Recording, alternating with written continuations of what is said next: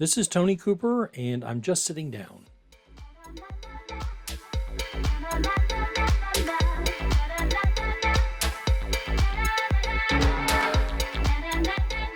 Okay, well, here we go. Okay, so listen, this episode is bizarre. Not from the content, because I had a wonderful guest. His name's Ben Knoot, and he is a tour guide, photographer. He works for Tropical Birding, which is an organization that sets up birding and birding photography tours all over the world. And he has been a number of places. You'll hear some of that in my interview with him. He's a delightful young man. My wife and I had the opportunity to spend a little over 2 weeks with him on a tour. I think it was 15 days in Costa Rica in February of 2023. And we enjoyed it immensely. There were always a few setbacks. There were, we were in a different country. We traveled. We weren't experienced with travel. And well, just general stuff. I mean, nothing dramatic or major. Nobody went to a hospital. Nobody went to a doctor, anything like that. It was just general stuff. And one of the things that we did is I set up this interview with Ben, a while ago. I knew I wanted to talk with him. He was more than willing to accommodate, as I kind of expected, because he's just such a wonderful guy. Really like talking with him. I think you'll enjoy listening to him as well. So we set it up on a video teleconferencing software. I won't go into details on names and stuff like that. But I started recording. I recorded my side and I recorded his side. And I had a backup recorder as well that recorded both at the same time. But the software switches between faces, if you will, based on who's talking. Now, it's not 100% accurate, so if I said something like no or yes or whatever, it may not have switched to me, especially if Ben was still talking. And vice versa, if I was still talking and Ben spoke up on something, obviously, it's just going to sit there. So I told you all that to tell you this. This is a ton of editing. We talked for, I'd say, about an hour and 15 minutes. And what I discovered after the fact was that the recorder that was supposed to be recording me was using a different set of software then, at the time that I recorded my interview with Ben. It was not recording on the local camera for some reason, and I don't know why, and I didn't go into a lot of detail. I tried to find, the original recordings. I could not find them. And at this point, it's irrelevant because I've already done something else. So what I did was go back to when I was recording and sort of listen to the dialogue, use some of the transcripts that were automatically created in Premiere Pro, and did essentially what amounts to a voiceover. So some of what you're going to hear is organic. It happened at the moment that I was talking with Ben. You can hear some of the back and forth. It's pretty obvious. But in some cases, the voiceover had to be used in order to fill in the gap, mainly because I'm not there. All you see is my icon. For some reason, I could not get my video to turn on. So it was one of those conditions where I thought, hey, I have the recorder, I have a camera going that's facing me. Ben's camera was working fine and we were recording it, so I thought everything would be okay. But find out it wasn't. But what we ended up with was quite an interesting dilemma, in as much as how much editing I had to do. I don't know. I don't know how much information a lot of people understand about video editing. I know that there is probably some measure of everybody can video edit now because they have amazing tools like TikTok. They have CapCut and tons of on-screen editors or on mobile editors, such as Apple and Google apparatus, that sort of thing. All of those things are available, but it's not quite like what I had to use. I will take a picture of the timeline as it is set up so far. It's got a lot of stuff on it, but so what happened is so what happened with the timeline is I ended up cutting in basically mock-ups of what I would have been saying or how I would have been responding to something based on what I actually said, and it cut away from me, and all you could see was my icon picture. So, that said, here is my interview with Ben Knoot, again from back in May of 2024.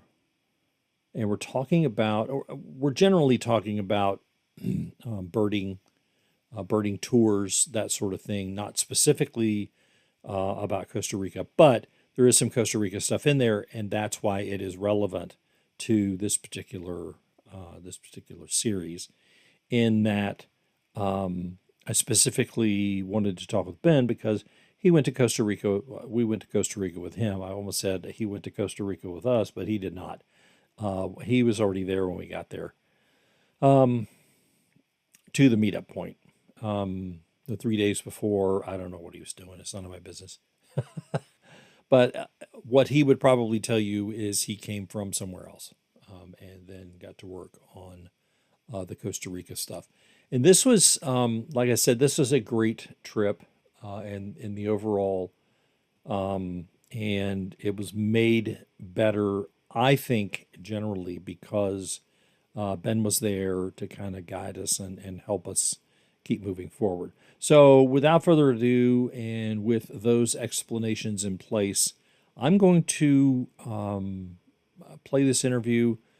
Ben has promised a number of photos that he has taken over the last few years, and he's been doing this for a while. And he is very able photographer, especially wildlife. He knows what he likes. He knows how to get it. So you're going to see a lot of his pictures throughout this as well.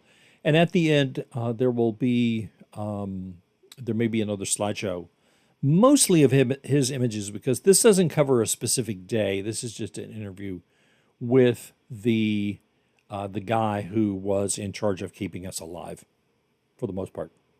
So here we go. Enjoy. Hope you have a great time with it.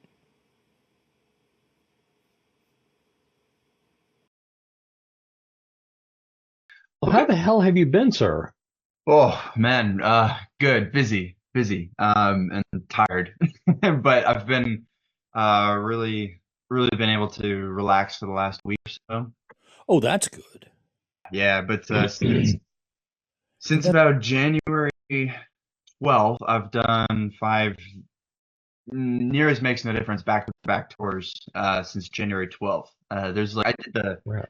the math at one point, and the numbers are not exact because I've kind of forgotten them. But there's like 112 days or something in between January 12th and May 6th when I finally got home from Taiwan, and I worked about 96 of those, I think, or something like that. 93 of those. Some it was some number to where in between, those five tours, I think I had a total of about 25, 26, 27 days, something like that of rest.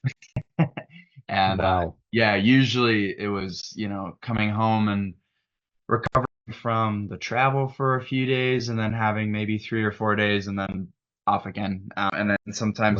sometimes there was no recovery time at all. So like Tanzania, I did Tanzania and then right to Taiwan. If I when I came back from which one was it? I think yeah, when I came back from Trinidad and Tobago, I had 2 days. So I basically just landed at the airport, came home, had a weekend with my parents, and then went off to Costa Rica. Uh, so yeah, I mean, it was just yeah, it was constant, which was a lot of fun, and obviously I'm extremely privileged and can't complain that much, but it's No, tiring, no. it's tiring. So it's Yeah. yeah, it's nice to. I got home. Yeah, I got home on May 6th from Taiwan, and I've just been not relaxing actually because I have a lot of office and I have a lot of Yeah, administrative work to do. So I've sure. been doing that kind of stuff, but I've been able to get back to the gym and back to pickleball and back to my family and friends and that kind of stuff. So stuff that I enjoy doing That's on home. and that's kind of what it is to keep that work and life balance. Absolutely. Is it it's an 8 to 5 if you're in an 8 to 5 job. Working life balance is maybe a little less challenging. But if you are, jetting around the world and spending, 2, 3, 4 weeks at a time with a group of people and then go right into another one right after that, on and on and on, Yeah, Yeah, exactly. That is something uh, that I do strive for is a work-life balance. sure. So it's all good data and all good learning and all that kind of stuff. And Yeah. it's, yeah, but it was fun. Like I said, it's Sure. nothing I can complain about really. That's yeah, well, yeah. I mean, if you start complaining, it might be time to change. I mean, No, no, exactly, exactly. And no, I'm not complaining. no. Just simply realizing that five basically five back-to-back tours is maybe just a little bit uh too much to do a lot. You know what I'm talking about? So Yeah, it's change. So do the 5, have some days, have some week off, and then maybe do 2.5 or 2 and have a week off, maybe do 3, have a couple of weeks or whatever. Yeah, I like it.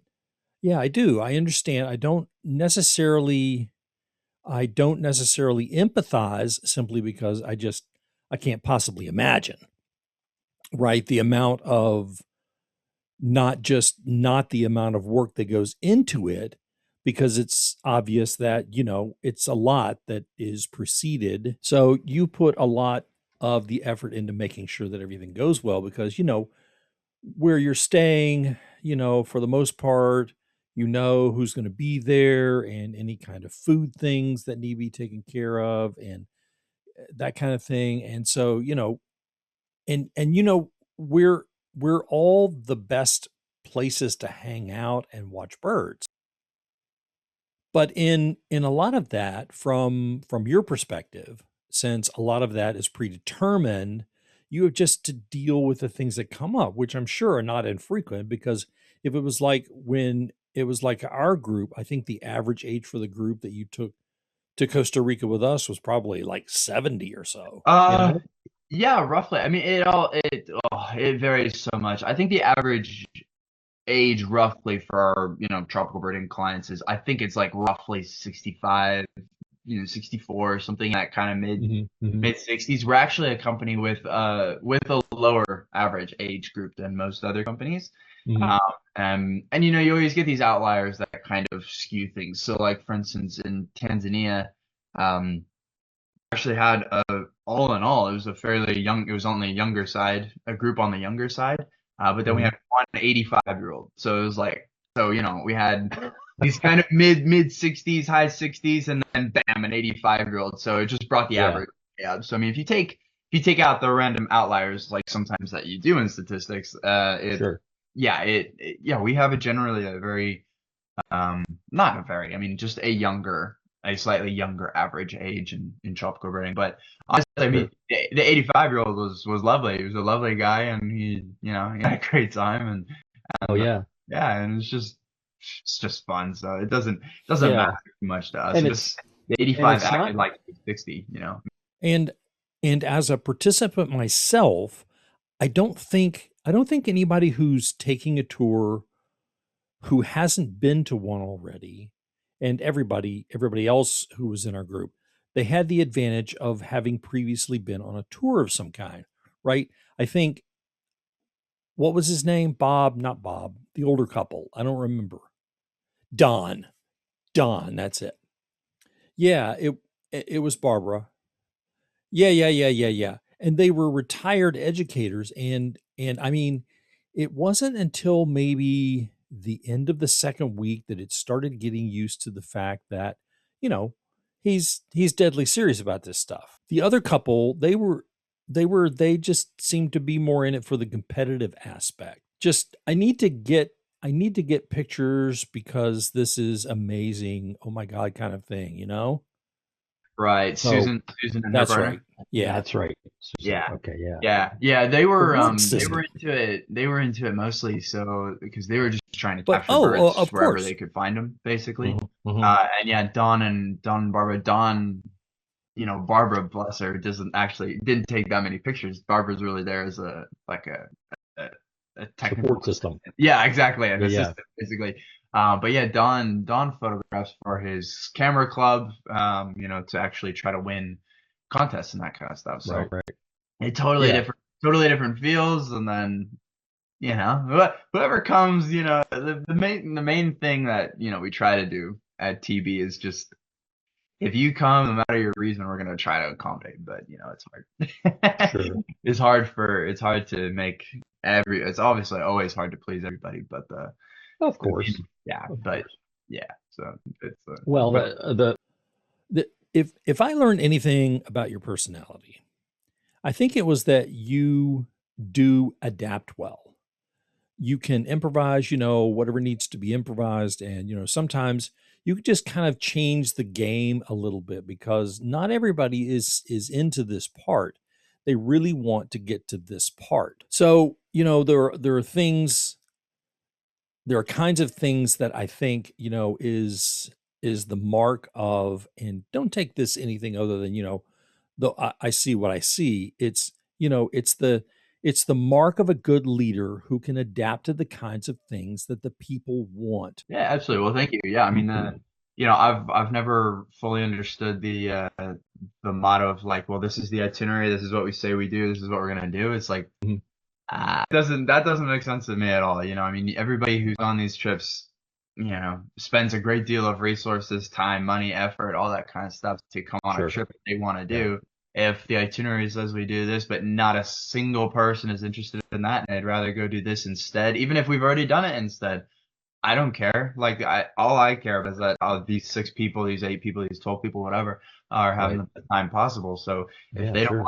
if they don't want to go on the 2 mile hike that says is on the itinerary, and they want to go back to the bird feeders and shoot some more birds, I'm like, why am I Yeah. making it? Doesn't bother That's right. me, That's you right. know? Yeah. So something happened when we were in Costa Rica that I think led me to the first question that I sent to you, and we were up in that blind, and we were waiting for the snow cap, and the rainforest, the swarm, the slugfest rainforest right out. A family group came up into the blind, and there was a young boy. I think he was 6 or 7, like kind of like an age, and you pulled him over in front of you, and later you explained that this is how I started. A guide basically said, let me show you where you can be to see the best possible photo or the best possible viewpoint or something like that. Is there something about that you can recount? Yeah, yeah, wasn't, so it was, there was just I don't know, maybe I said it wrong or something, but and essentially it's kind of how I got into wanting to be a guide, right? That's kind of Right. the question. Um, Sure.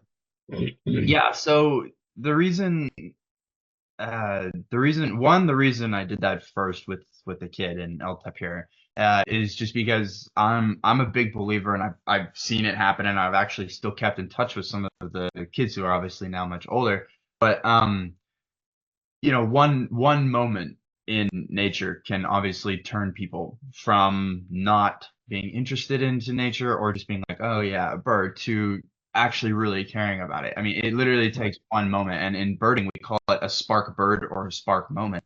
Hmm. It's, it is instant like that. And Sure. if the difference between that kid suddenly become very interested in nature and being like, ugh, I don't really care about this, is this one Right. random person that they met in Costa Rica who pulled them in front of them to show them this little violet, hummingbird with a white head, then Yeah. I would love to be that moment for them. If it's not, Sure. that's okay. But if I am, then that's fantastic, right? Right. My kind of spark moment, so to speak, for wanting to become a guide was actually back in Arizona, back in, honestly, I can't even remember the year now, to be honest, but it was one of the Tucson birding festivals that occur Uh-huh. every August. And I want to say I was young and I was still traveling out of school. We were still in summer, so summer vacation. So I mean, I must have been 14, 15, 16, somewhere in my early high school days. But essentially, we were out on a field trip, and I had gotten really close to, well, really close is a strong word. I was talking with this guy for a really long time on the trip, Sure. and we were just chatting, and I told him I was really into photography, and he goes, "Yeah, I see that, with our cameras and binoculars and all that kind of stuff." And he then pulled out of his little bag this little bridge camera, which is just, a internal zoom, and that, I don't know Right. if Right. anybody knows Right. what a bridge camera is, but he pulled out a little bridge camera and was like, "Oh well, this is what I've got to work with," and he kind of whipped it out all proud, and I was like, "That's great, man. And does it take the photos that you want?" And he goes, "It's perfect." I said, "All right, sweet." And so we got talking a little bit more, and he ended up, confiding in me that he was kind of sad because his wife had gotten sick and couldn't go out, and they were visiting from out of state, and so she was holed up in the hospital, or sorry, not the hospital, the hotel room, Yeah.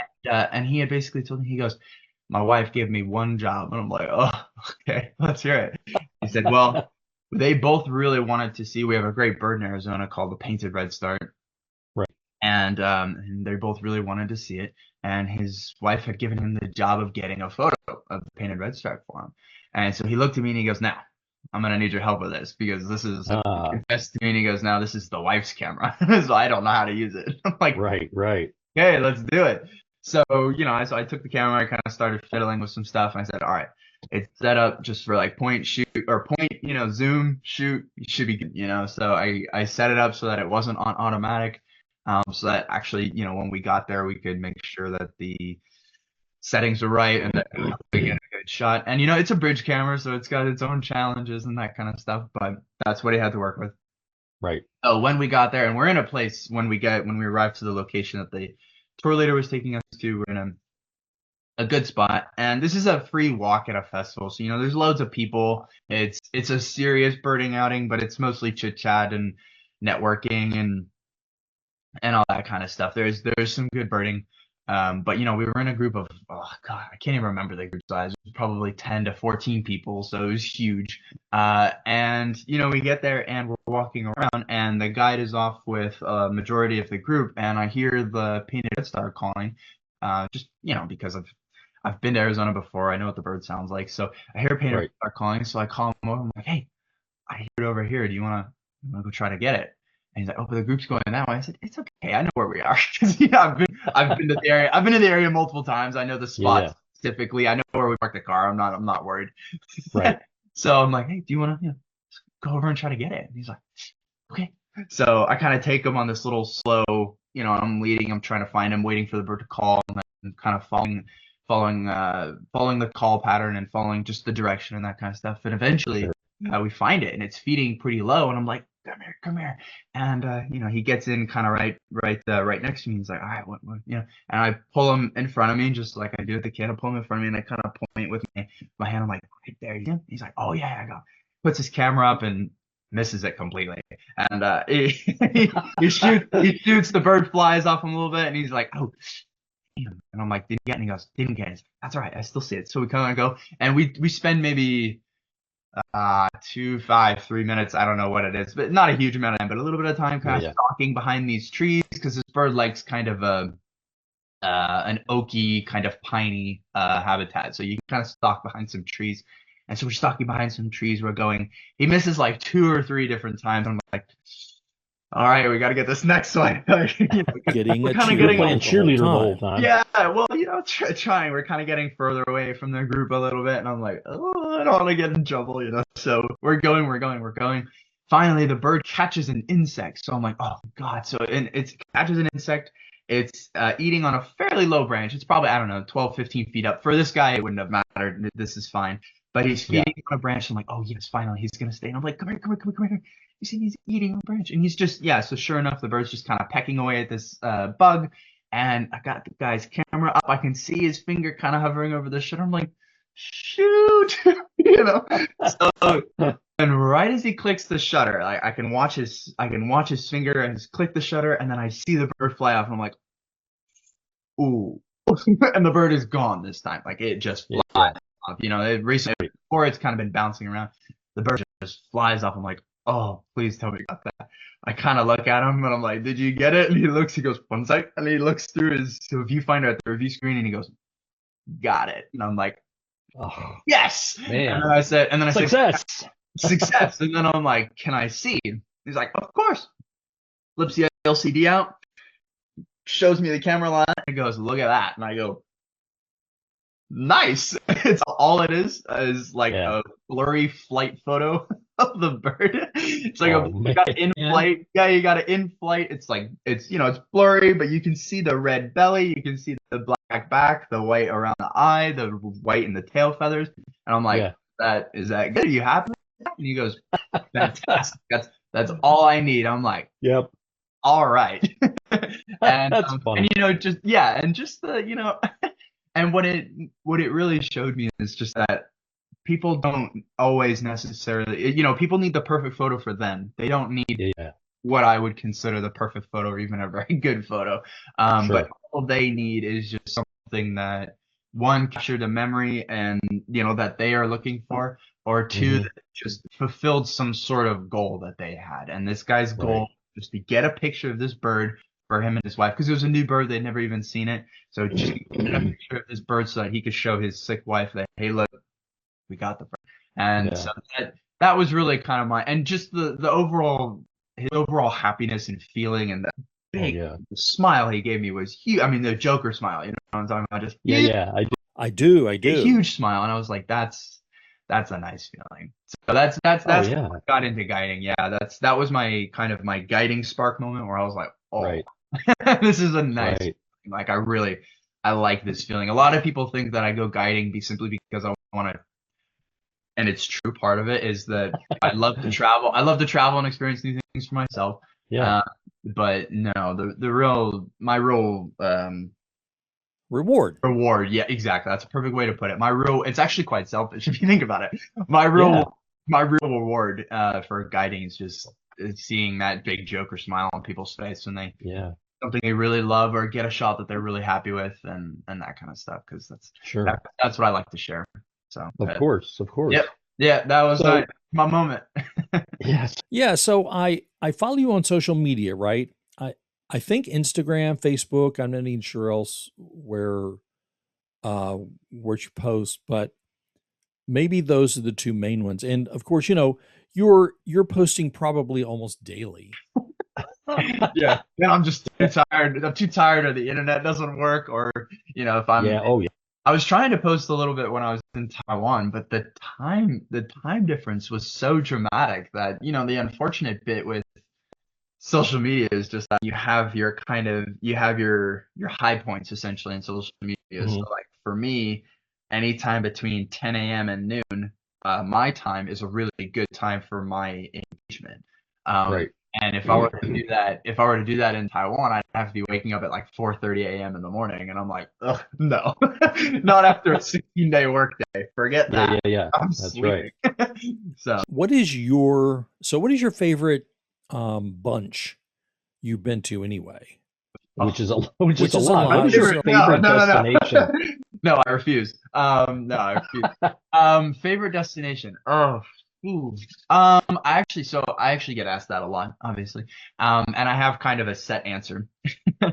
But the reality is this: I do genuinely like for each of them for a very different reason. Sure. I would say very recently I've been doing Tanzania for the last 2 years, and that is, Mind I blowing.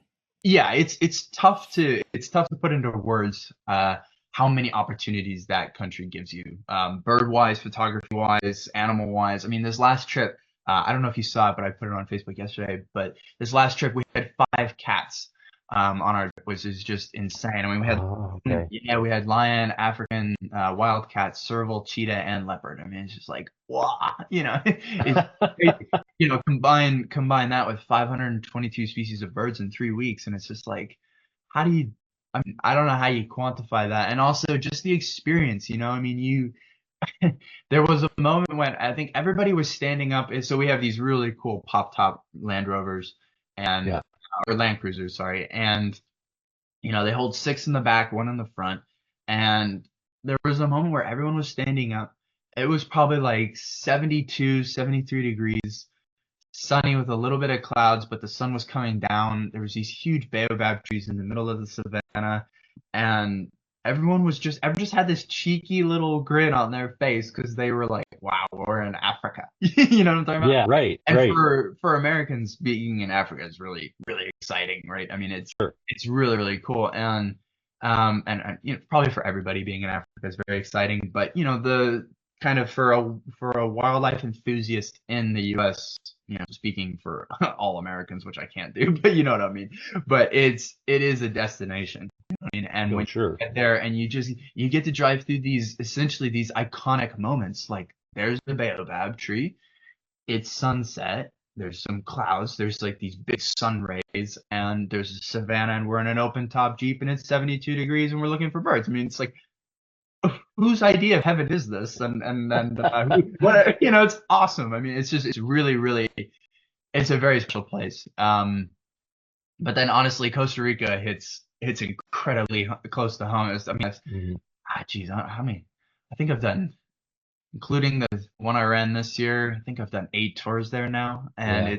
it's so special. I mean, you were there. The bird opportunity was just constant. I mean, it's just Oh bam, God, yeah. bam, Yeah. bam, bam. It's just beautiful, and the scenery is lovely. The people are lovely. The food's great. So it's a really tough one. I would say if somebody said, and then you've got Australia, which is, oh God, Australia's just so.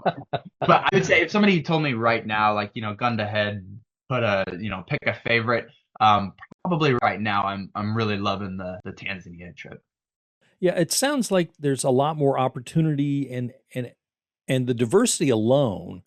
I mean, and yeah, we we did see some non-birds when we were in Costa Rica, but the diversity of wildlife in Tanzania, I'm sure is a reason just to go, not necessarily with a camera or with other people, but to go and say, "Oh my God, look at this." Oh, Oh yeah, yeah, kind of thing. absolutely. Yeah, I mean this last trip I was on was actually, it was a birding tour, and we had 2 people who showed up without a camera, and they were just using their cell phone.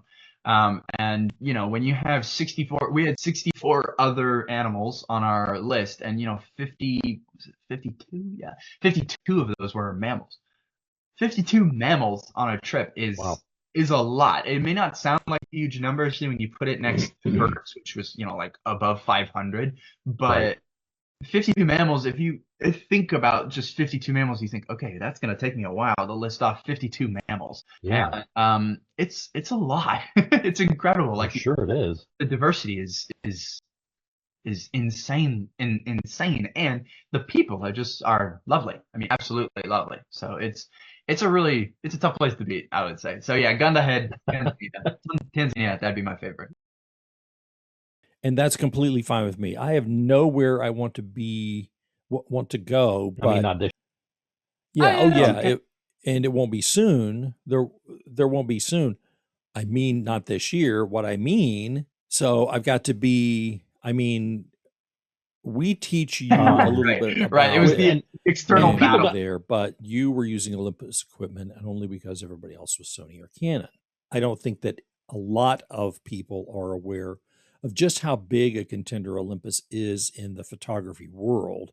I mean, they're pretty big. I would put them easily at number 3 in, available to their own brand kind of thing. I would put, Sony ahead of that and Nikon ahead of that, but I would easily put Canon below Olympus in the range of available equipment and the support.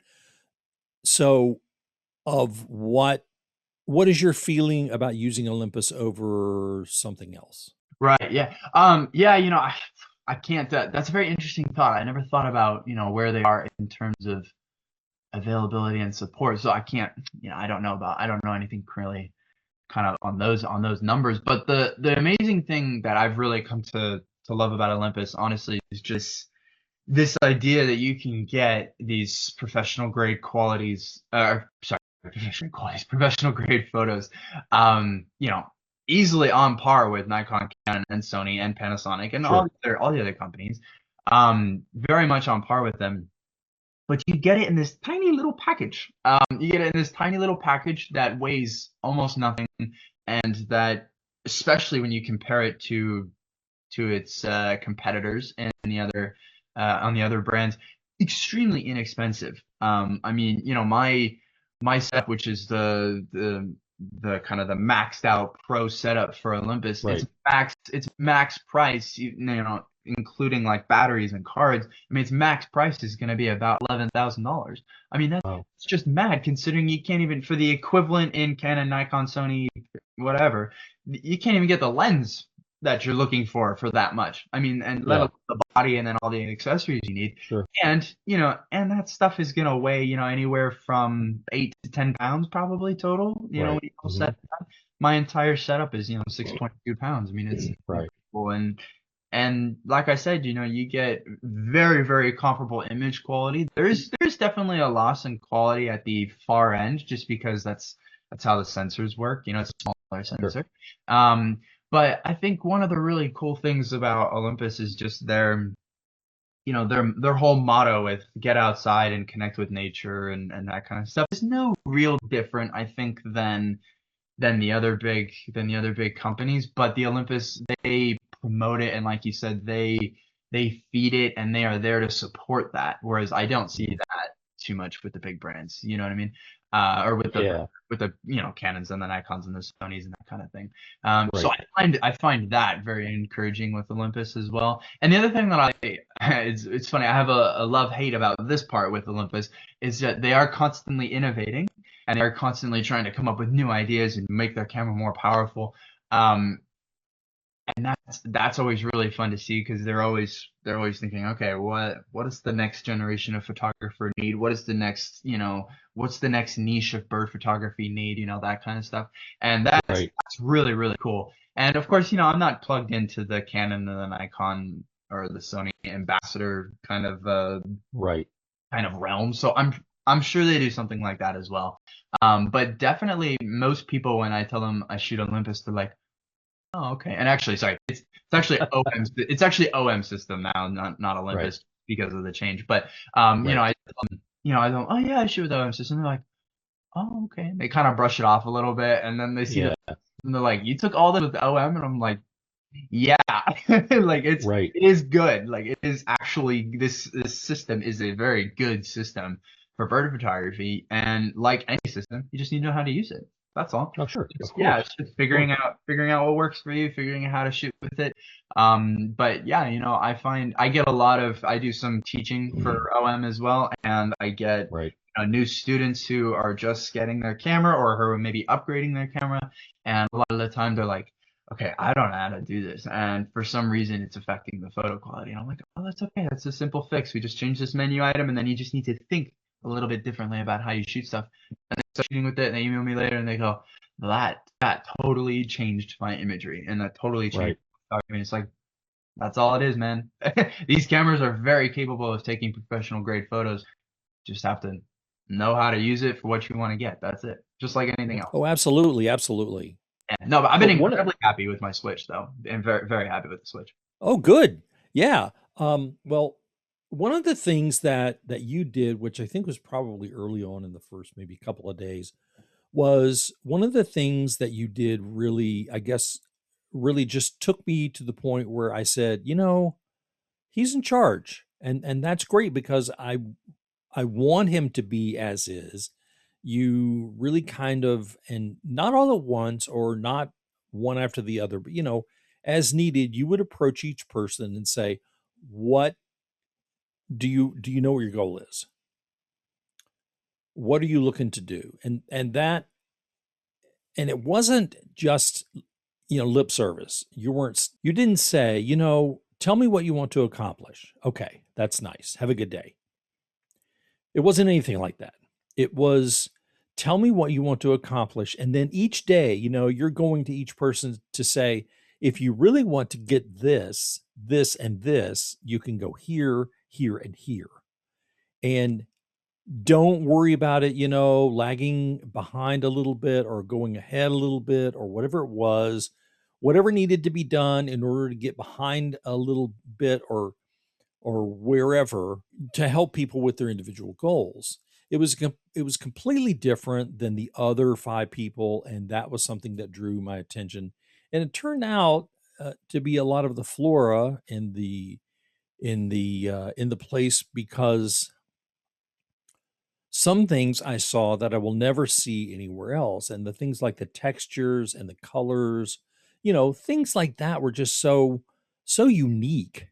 I didn't want to say things, that are typical, like that, like it was very vivid colors, and so most colors are vivid. You know, I didn't want to sound like too big of an idiot. So yeah, so there was that kind of thing. Is that something that you kind of pulled out of your own need to make sure that it was really was you were taken care of, or is it something that it's like having the rules say you have to visualize everyone's tour? Oh, no. That's very much well, thank you, because it's very much something that I'm sure I'm not the only one who does it. I'm sure there are other tour leaders who do that, but Sure. no, I personally, I like to lead tours to where I am hopefully leaving a more of a teacher impression, because Right. that's what I enjoy doing. I enjoy teaching. And I enjoy um I enjoy the sensation of, well, for me, I enjoy the sensation of watching someone learn and watching someone get excited about something new. But then Right. for me personally, I enjoy learning something new as well, and then applying it, seeing it work, and being like, ah, that's so cool. Yeah. So, yeah, and then combine that with, again, my desire to just honestly just to make sure that everybody has the best trip that they want possible, if I can accommodate. Like you said, it's you can't please everybody, and it's all the time. You can't please everybody all the time. Right. But I can try. And Yeah. that's generally what I do. So no, the personal stuff is me just making sure, hey, look, all right. And I keep, sometimes if I have a big group, I actually write stuff down, because I'm gonna forget at some point, because it's a 20-day tour and I've got 8 people, and George over there wants a monkey eating a fruit, and Diana wants a bird in flight, and it's like, okay, wait, who wanted the bird in flight? Was that George or was that Diana? So at some Yeah. point, at some point I write stuff down. But no, the individualization is a two kind of comes from two things. It just comes from, one, knowing that most people learn best on a one-to-one, and most people get that kind of info, get that kind of support best from a one-to-one. So that's what I Right. try to provide. I don't say, okay, group, this is what we're gonna work on. It's like, Yeah. what if George doesn't want to do photography or flight photography? I'm not Right. gonna force George to do that. This is his trip. He should do whatever the hell he wants. That's right. So He paid his money.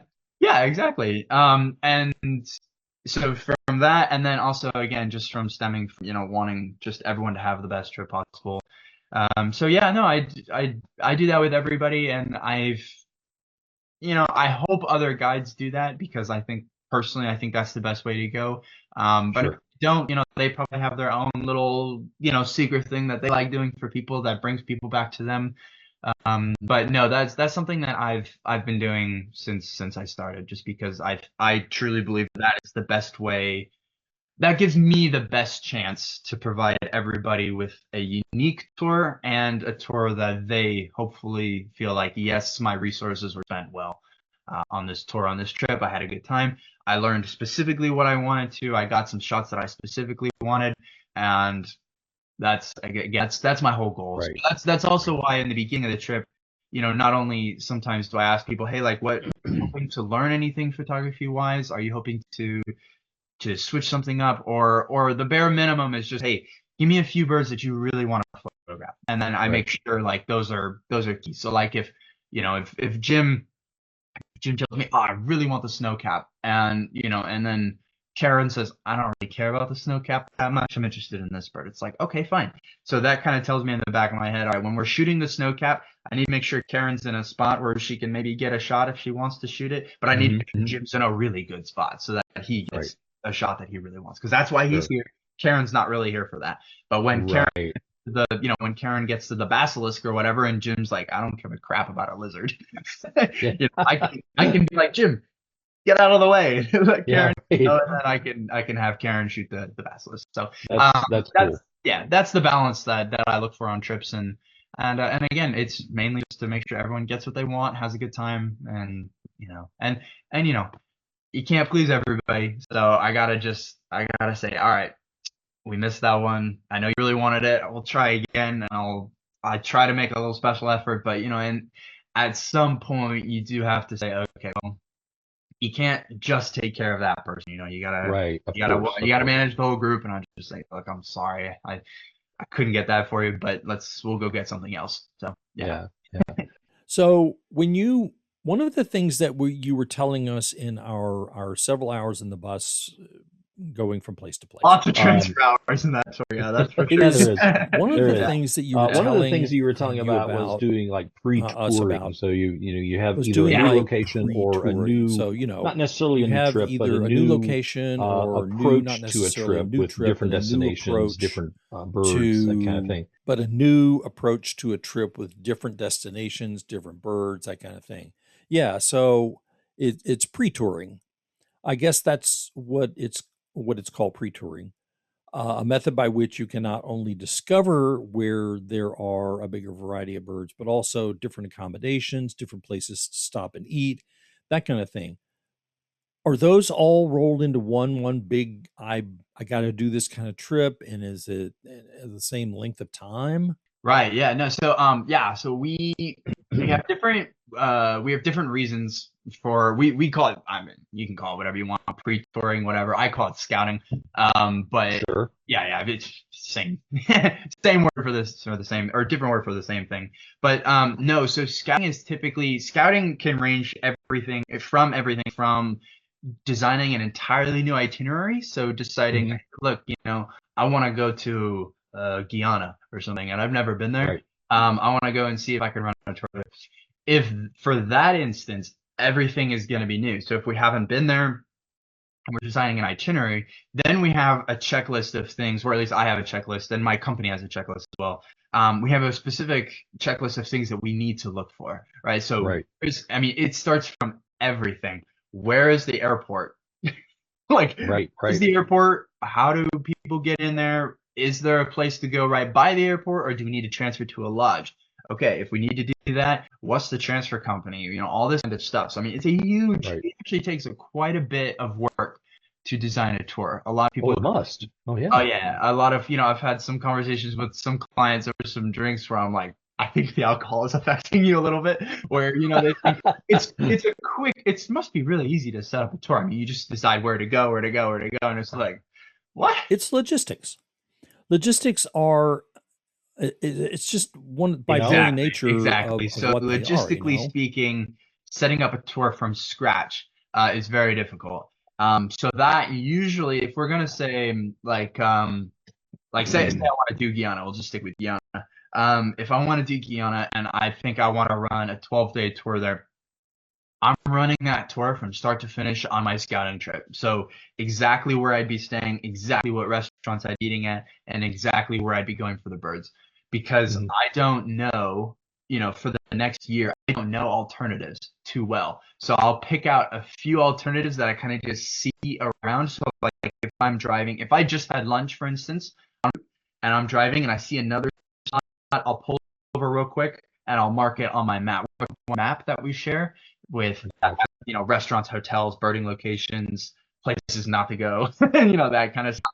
And so I'll pull over and I'll say, restaurant alternative or something, even though maybe better than the first one. I have no idea, like customer service wise, whatever. It might be better, but that's the one I picked to go for first. But if that one's closed, it's important to have. Of course. So I'll mark that kind of stuff down. If I go to a hotel and I like, if I stay in it and I think, oh no, they're definitely not staying in it. Then we're definitely not staying in it with guests. Right. There's a guide level standard for hotels, and then there's a guest level standard for hotels. And so if I'm okay with it, I take pictures, I ask them questions like, what check in? What do you guys do? Food? Can you do early breakfast? Early breakfast is by far one of the banes, because right, we need to start early for a lot of our mornings, right? You know that. Yeah, of course. So we need to start early. So having early breakfast, huge thing. So basically, we just run down this trip, and for a full scouting of a new location, we'll 100% do the trip. And it kind of goes on support, or if you have to do it all on your own, because essentially, if you think you can run a tour there, then the company will reimburse you. If you are looking for just some fun and you want to maybe I'll write an itinerary, then the company's like, all right, well, you pay for it for now. If you do end up writing an itinerary and it does sell, we'll reimburse you for the trip as well, because that's end of company production. Of course. Yeah. If we're going to a place like, we'll take Costa Rica just for example, because I've done 8 trips there. If we're doing Costa Rica and there's a new spot that maybe I've heard about or that I want to go and check out and that kind of stuff, I don't generally need a lot of time to decide if it's good or not. I can kind of rack up. I talk to the owner, like, hey, what do you have? I look at the feeders. If it's a photography tour, I'll look at the feeders, the perches, the light, which way it's coming from. I'll note if we need to be there in the morning, the afternoon for the light. Get prices, kind of spick, spam, done and done. At it, not at it, that kind of thing. And so I mean, it's very similar. There's a lot of scouting or pre-tour stuff that you can kind of do, but essentially the bottom line is, anytime we scout or anytime we pre-tour, it's always to make the trip hopefully better, right? Yeah. So of course. I mean, sometimes we take it on. I hate to use the term. Well, I don't hate to use the term, but I don't. I'm using the term faith is kind of a weird one for me to use. But sometimes you just kind of take it on faith. Like there's for instance, in Tanzania, it's actually not. It's actually, I'm gonna take that back. You take people at their word, right? So I like that. Right. You take people at their word. So 2 years ago in Tanzania, after each tour, if I run a tour with a local guide, I always, or a driver or whatever, I always talk to them after the trip and I go, hey, what do we need to do to make that even better? And sometimes there's nothing. It's like, perfect. That's great. Right. So the first time in Tanzania, I had a nice sit down with my driver and just asked him, hey, logistically, I thought that was pretty good. I see some kind of elements that I think maybe we could change a little bit. He's like, oh, thank you for bringing that up. Here's some sessions. I'm like, all right, perfect. I was like, excellent. Yeah, because he wants to make the tour as good as possible too. That is the vibe of every guide. We always just want to make the best tour possible. But so we sat down, we did some stuff, and one of his suggestions, and something that I really wanted to accomplish as well, was finding, there's a very specific bird in this park called Mikomazi National Park in Tanzania. It's called the golden-breasted starling. And it's beautiful. And it's not starlings of Africa and Asia are not like Europe. They're much cooler. But especially Africa. I mean, Asia's got some okay ones, but Africa's got the cool starlings. So anyway, we didn't get it on the first trip because we didn't have enough time in the park. And so, I sat down with the driver, and our time was rushed. And you don't want to rush around and you don't want to rush around, right? I mean, it's just nice to just relax and do your stuff. So it's like, okay, so if we're gonna add a night here, and then we take a night here because we didn't need an extra night on this other place. That was kind of a cushion, and we really don't need it there. I'm like, all right, cool. He's been doing this for 30 years. This was my first year. So I was like, I trust you. Let's do it. Let's get it to go. And then I said, so when we add the night here, where do we stay? And he goes, oh, this is a great place. It's a tented, so it's a permanent tent camp. And in Africa, those are really cool. Right? They have toilets and hot water showers, electricity, all this kind of stuff. So they're really, really nice. But I never stayed there. So he's like, all right, so we're gonna stay there for next year. And I'm like, can we go and check it out? And he's like, no. And it's like, okay. So I have.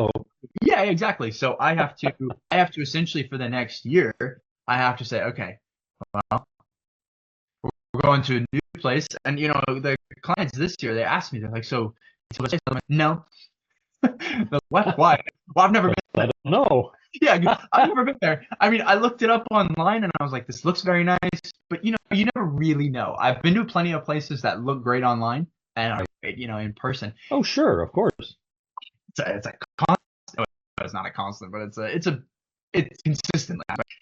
So yeah, they're like, can you tell us a little about this place? I say, no, I'm gonna find out with you guys. It should be pretty fun. They're like, well, you haven't stayed here. You haven't stayed here. Like you didn't recon the area. And I said, no, no. And they said, oh, why are we going here? And I said, well, because staying inside the park means that we don't have to transfer for an hour and a half on each end. So you get 3 extra hours in the park. We can go further in the park. We have some incredible birds.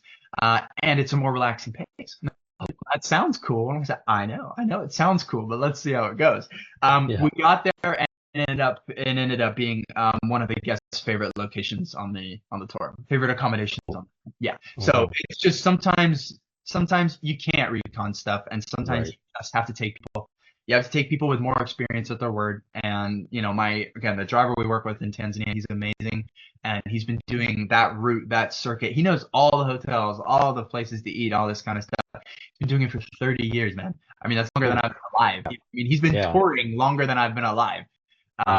So when it comes to that kind of stuff, I would trust them completely. You know what I mean? It's just like, you need to scout that kind of stuff. I have full faith in you. For that kind of stuff. So for instance, my Tanzania guy, amazing, but he's not a photographer, right? He's a game driver, he's a birder, that kind of stuff, and that's totally fine. If I need something photography wise, then it kind of depends on who's talking, right? So if I tell who I'm talking to is a good photographer, or at least knows what they're doing, thinking about lighting, composition, and all that kind of stuff, I'm more likely to take them at their word. But even still, I find that I need to scout that kind of stuff. So if it's a photo of something, I almost always scout it. So for instance, you asked kind of a few days and that kind of stuff. I run a tour up in Washington. I think we had talked about that one at some point. But I think so. Yeah, I run a breeding birds tour up in Washington. And with breeding birds, one of the big things that we focused on are like woodpecker nests and bluebird nests and that kind of stuff.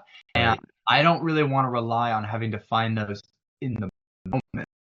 So a lot of the times in Washington, for the Washington trip that starts on May 30th or whatever, I'll go up probably May 25th, and I'll spend some time going around my circuit really quickly, not kind of birding and photography really, but really just going and being like, okay, where is the white-headed woodpecker nest this year? Where's the black-backed woodpecker nest this year? That kind of thing. And then that way, when I get there, I'm not wasting time with clients being like, hey guys, let me take for 3 hours and go find a nest. I just take them right to the nest. Yeah, I take them right to the nest, and I go, we're gonna wait here. It's gonna come in. It's gonna land on that perch. It's gonna feed for 30 seconds or whatever, and then it'll be back in 20 minutes or something. I try to make try to make sure. The only reason I pre-tour or scout a photo tour is to make the actual tour itself more efficient. Well, yeah, that makes sense. That would be that's probably the best long way I can answer that. Yeah. I mean, it was long, but the good thing about the answer you're giving is it's more than just, yes, no, and here's why. It's just no, here's why. Let me give you some context. So to context and examples. And I think that helps anybody who wants to take a tour, but they're not sure if they're listening or to somebody, talking about who's been there, right? multiple times, and they go on this guy obviously knows what he's talking about because he does these things all the time. If it was, I take people on tours and that's it, that's nice. That's nice. You take that on tours. Okay, I'm going to take somebody on a tour to my living room. How's that going to work out, Yeah, that's my short answer when I'm at the gym or I'm at pickleball and I'm talking to somebody new and they're like, "So what do you do?" And I go, "I take people on tours." Yeah. Because we don't have 2 hours to talk about all the specifics. So when you're on tour, do you find at the end of the day, you're kind of flicking through your images and you're going, "Oh, that was really nice. I get that. I get that." Are you sitting there saying, "I really have to get this up because it's burning a hole in my head not to do this"? And if you are doing that, what's your process? I mean, I know that you're backing stuff up probably, so 1 or 2 drives, and but are you also taking it through, your software and making any final adjustments, that kind of thing, and then putting it up, say, "Look at what we just really did, this thing here." Yeah. So that's very tour dependent.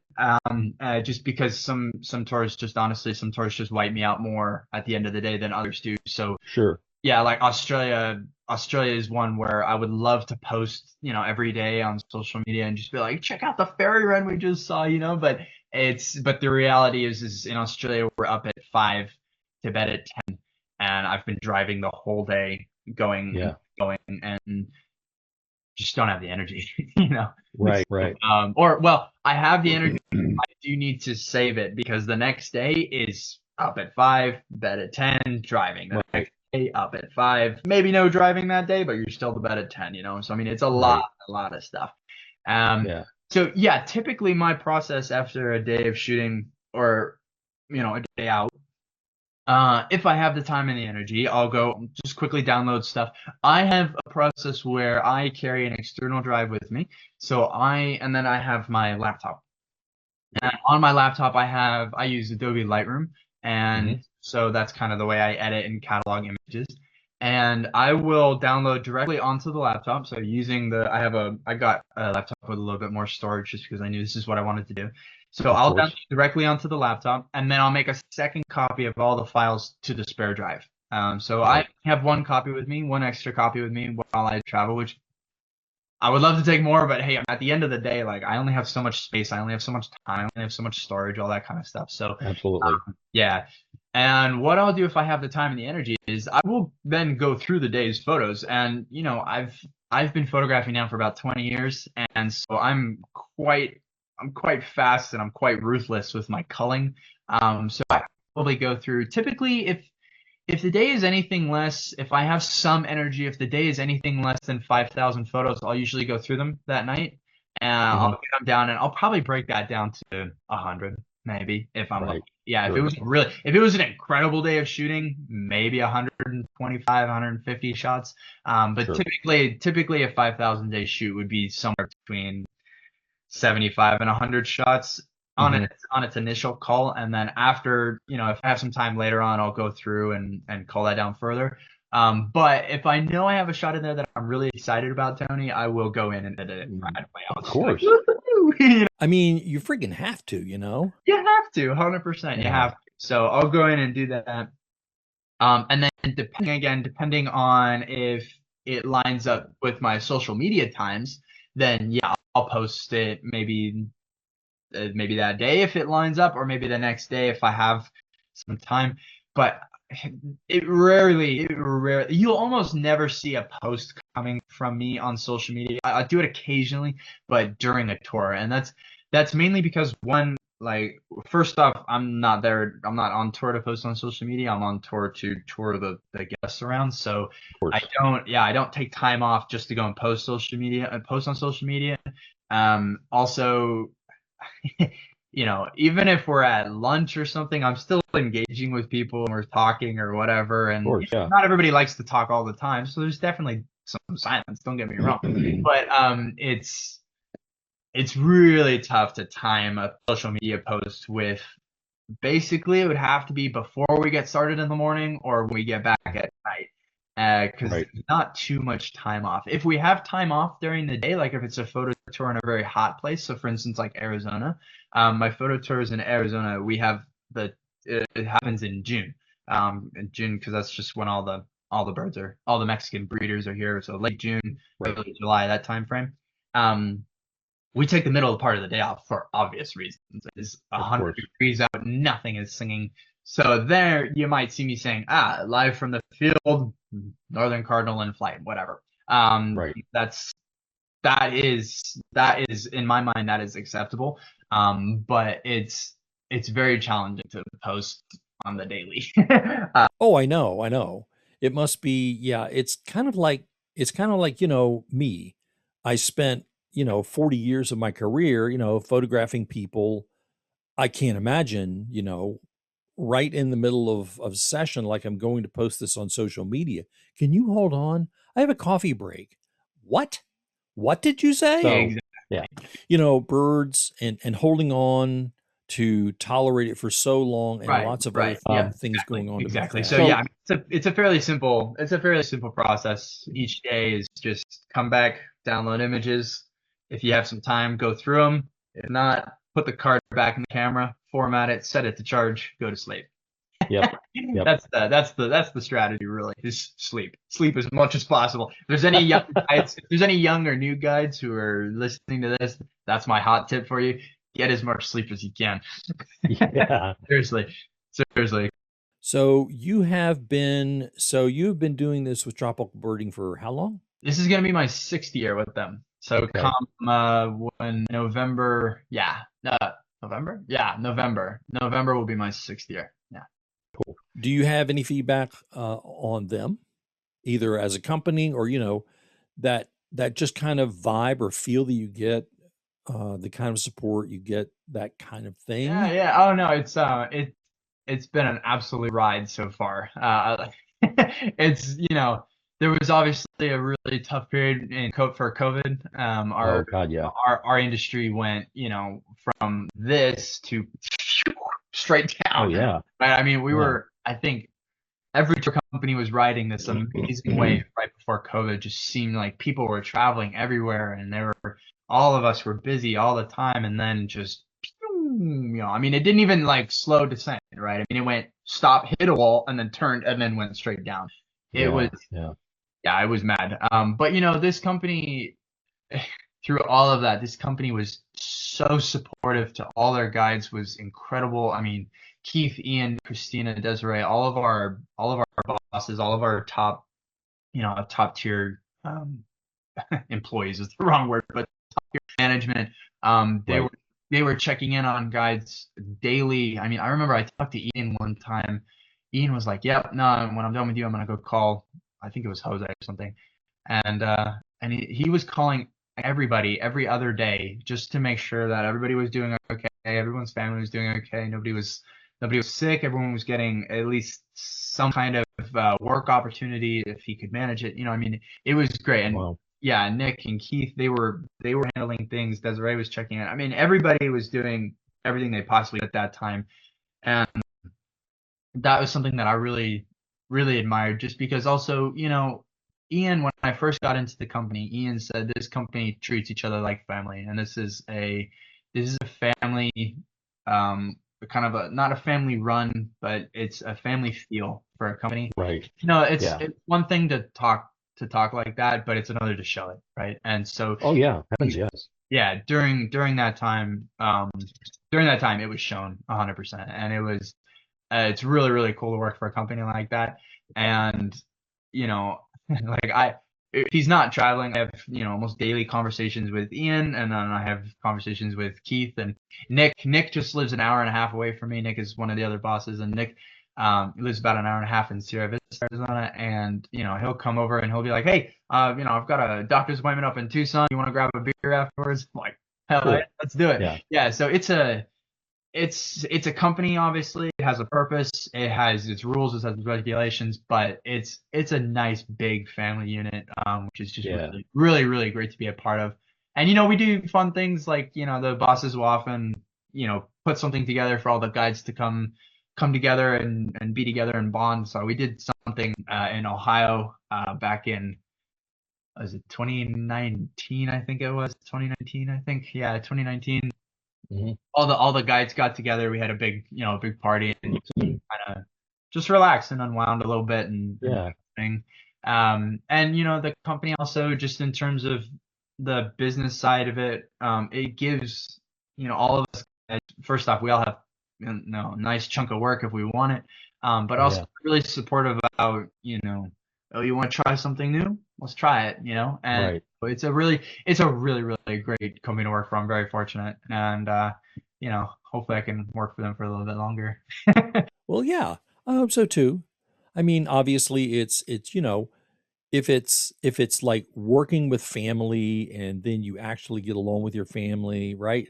It's usually a pretty good thing. I don't think that I've ever had a job where I felt like I've been a job not self-employed, where I felt like I was part of a family, but more like I was a cog in the wheel. Right. And I definitely don't get that feeling with these guys. Yeah. And when I was, it was so when I went completely self-employed, I was more reliant on myself when I start working with Diana, because early on, getting started and stuff, there's some challenges, but when Diana came in, we began to work together more and more. I realized that, yes, I'm still going to have to hire people because the volume is incredible, but I will always go to Diana and say, how do you feel about this? And having someone to bounce stuff off of, who is actually going to listen to you and actually going to give you a real honest response instead of, we'll do whatever you want. I don't, that didn't come to you. So you can tell me the obvious. I came to you so that you could tell me how to feel about it, and let's see if we can implement that. Definitely. And not having them be a yes man either. It's like, if you don't like the idea or you think it's stupid, please tell me. That's why I'm coming to you. Like, I want to. Yeah. Because obviously I'm coming to you because I'm not sure. That's right. I want your opinion, so give it to me. If I knew exactly what I wanted to do, I would just do it. I wouldn't come to you. That's right. I thought that you were just going to give me blanket permission. I would need this. Done it anyway. I said, it's easier to ask forgiveness and permission or something like that. Whatever it was. Ask permission. It's easier to ask permission. Forgiveness than permission. Whatever it was. I love it. Yeah. I've done that a couple of times in TV where I've just done something and then the boss have seen it and been like, so what's this? And I go, I was just going to try something. And they go, yeah, we don't like that. Take it down. And it's like, okay, take it down. Oh, shit. But I was like, fine anyway, because I was sure I would get it, so I was just like, as long as it doesn't hurt the company in any way, which it didn't. Right. I just go for it. Why not? Right. But having someone to bounce stuff off of where they'll challenge you and they'll think, okay, how can we make that as best as possible, and then work together with you on that. That's priceless. So I'm glad absolutely had that relationship in that way, because that is priceless for sure. Oh yeah, it really is, and I think it's the way we, and this is more of an aside. I don't even know if this will make it to the output. Oh yeah, it really is. And yeah, I think it's the way we, this is more of an aside. I don't even know if this will make it to the output, but that's really kind of how we are in our marriage as well. If something comes up, a challenge of some kind comes up, where we're not sitting there saying, well, I'll make the decision that because I'm the man, or she'll make the decision on that because, it's either related to her family or something like that. We talk about it. And that's the thing. I think that's been the best way to make decisions with your family, is to talk about everything, because God knows I don't know, I know 1% of everything that this person has been through, despite the fact that we've been married for over 30 years, or we've been together for over 30 years, I still want, I still want to find out if there's something else that you can tell me about this particular thing. And I also think that that goes to a lot, not keeping the peace. I don't think that's a fair assessment of it. It's more like, you do these things because you want to learn or you want to grow. And if you're going to learn and grow in a relationship, whether it's you're married, or whether it's a relationship with your company or a relationship with your neighborhood, that kind of thing. If you if you don't ask questions, if you don't get involved, then you're going to end up with something that maybe you didn't want to begin with. It's not that great, you know? Well, Absolutely. You plateau as well. It's terrible. Yeah, you plateau in your yeah, thinking, and no, it's not good. Not good. No. Okay, so we're down to the end here of my questions. And I really, first of all, just want to thank you for your amazing willingness to go on here and recount and laugh and carry on and just be the same guy that I remember sitting in the front of the bus, looking back from time to time, saying, "You guys all right? Everybody, everybody okay?" And then flipping you off or Yeah, whatever yeah, it was. yeah. Like, Leave yeah, me yeah, alone. yeah, I'm we're sorry. okay. Yeah, of Yeah, course. right. yeah, Stop man. it. And so recovery from COVID must be, yeah, I mean, it's still going on for a lot of industries, and the tour industry, I'm sure, is not No, a, yeah, it's been fun. This is always this kind of stuff is always fun. So anytime, and I love chatting with you. So it's all good. Sure, That's sure. that is yeah, no problem, man.